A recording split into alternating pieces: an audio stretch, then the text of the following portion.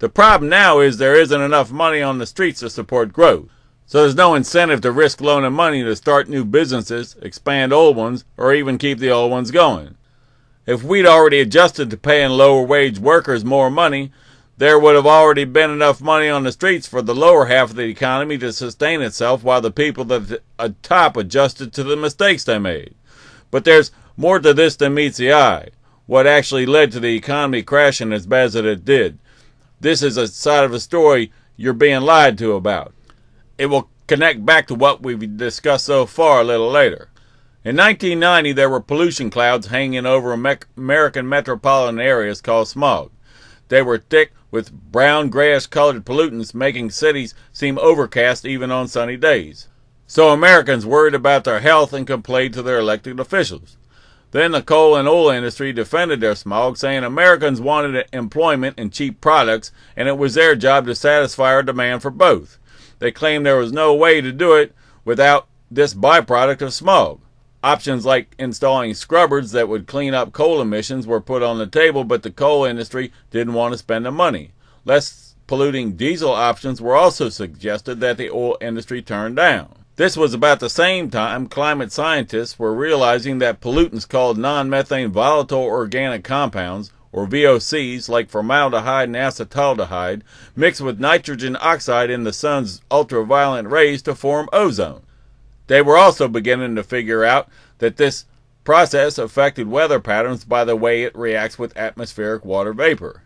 The concern was that economic growth here and in undeveloped countries on the verge of industrializing were going to expand the emissions of these kinds of pollutants to the point it could seriously threaten humanity.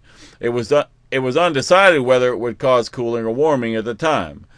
It's proven to cause both. Now, smog causes cooling by blocking the sun's rays. Ozone formation causes warming. The most volatile reactions from this process is when it abruptly goes from one extreme to the other, driven by extreme changes in emissions of VOCs. I followed these issues closely for many years, watching the new science unfold. Then, about the time it was beginning to be well understood, one day I opened a newspaper to find our political leaders had decided carbon dioxide had been chosen over all the other gases to be the one to keep an eye on for how it was going to cause a global warming. This astonished me and many in the scientific community because up to that point, CO2 wasn't at all understood as a serious threat because it is basically inert, a dead gas, while those that were dismissed still had volatile gaseous and fuel qualities. Pollution is a result of inefficient expressions of fuel. If coal plants or diesel engines burned their fuel more efficiently, there would be less pollution coming from them. But there would always be a CO2 byproduct because it's what's left over from expended fuel, meaning it has no fuel properties. Pollutants that have fuel properties have volatile reaction in the atmosphere as they break down into CO2. So common sense would dictate these other pollutants would be of most concern, while science was aggressively finding this out to be the case at the time. But that didn't matter to our political leaders, so money started pouring into CO2 research and away from what most scientists thought was the more realistic direction to focus. Since there was no real known threat from CO2, the high level of funding towards CO2 research was basically hush money. It sent the message to the scientific community to either make lots of money providing something that isn't true or get paid nothing to focus on the truth. At the same time, the news media only covered the CO2 side of the story because that's what was popularly supported by Washington. Democrats like CO2 because everything causes CO2 emissions, meaning they could tax even the air we breathe if someone could come up with a way to prove the CO2 lie. Republicans didn't like the CO2 theory, but they also didn't want to have to clean up industries that emit the pollutants that do cause changes in weather, so they banked their money on disproving the CO2 lie without pointing to the truth. If you've ever been amazed at how convoluted politics can be, a thorough study of the actual behind-the-scenes climate change debate ought to fasten you beyond any logic or common sense. It's pure, undiluted politics with not an ounce of decency or truth added to the popular arguments about whether it is real or not when talking about CO2. The other side of the issue simply aren't talked about publicly, not even to college students majoring in understanding it.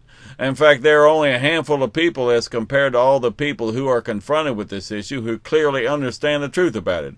And the news media has no interest in talking to them, even if they are among the top scientists in the world. It wasn't long after CO2 was adopted by Washington and Europe as the top greenhouse gas that everyone forgot about the other sciences, which are hard to understand, so most never knew this debate ever happened.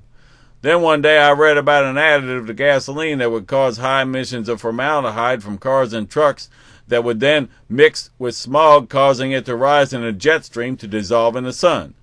Then it would be dumped into the Atlantic Ocean, supposedly having been made safe by baking in the sun so it wouldn't pollute the Atlantic. The idea was a non-starter because, well, just look at it.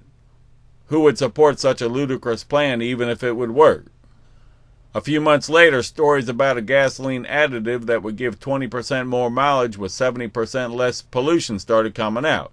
This got environmentalists stirred up, leading to Clean Air Act debates about whether to force oil companies to add it to gasoline. Big Oil declined to cooperate, but suggested they might be willing to use another additive called MTBE, which was said to have the same chemical in it that the good additive was made from, polyisobutylene. Then MTBE was made out to be as good as polyisobutylene to unwitting onlookers who didn't know that polyisobutylene is in just about everything made from crude oil, including the gasoline we use now, just in another form. That's the kind of sleight of hand tricks allowed to be played on our political leaders in Washington if you're throwing around a lot of free money all over town. So MTBE was ordered as an unfunded mandate to be added to our national fuel supplies in the Clean Air Act of 1990. Then the problem became finding money to build refineries to produce enough of the MTBE to satisfy the mandate. A year later, on the eve of running out of time for coming up with money to fund the mandate, an agreement was reached between the Federal Reserve, the oil companies, and the United Bank of Switzerland to secure a $1 trillion loan to build MTBE refineries. This came just after it had been reported that $1 trillion had been stolen from Russia's treasury at the end of the Cold War by ex-KGB agents and deposited in Swiss banks. Since MTBE was known to be going to pollute groundwater wherever it was used, along with how it would affect weather patterns as it solved the smog problem, which actually MTBE makes air more dangerous to breathe as it makes visible pollutants invisible, so no one was going to risk investing in the new product. But that Russian money was pretty well worthless anywhere but Russia, and everyone knew it.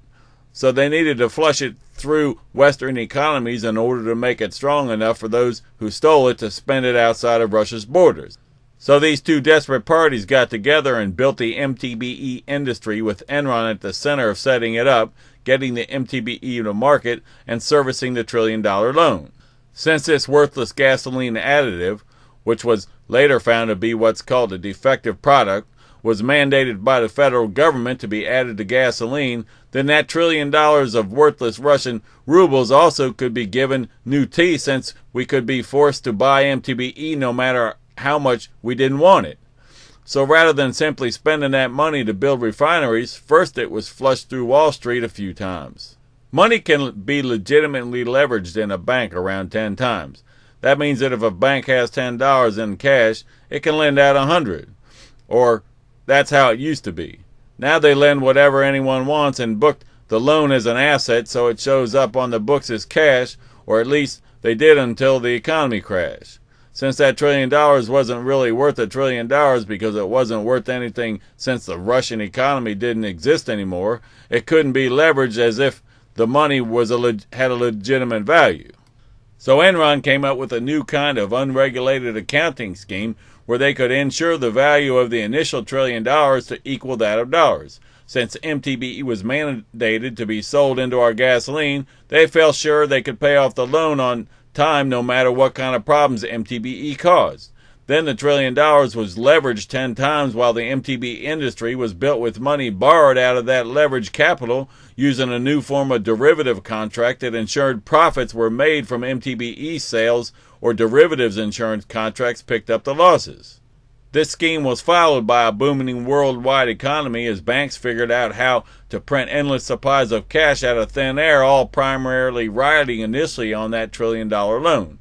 As these ever more inventive forms of derivative contracts became the name of the game on Wall Street, instead of leveraging that $1 trillion 10 times, they found ways to risk it up to 30 and 50 times its value as long as they bought insurance against the possibility of their worthless investment losing value.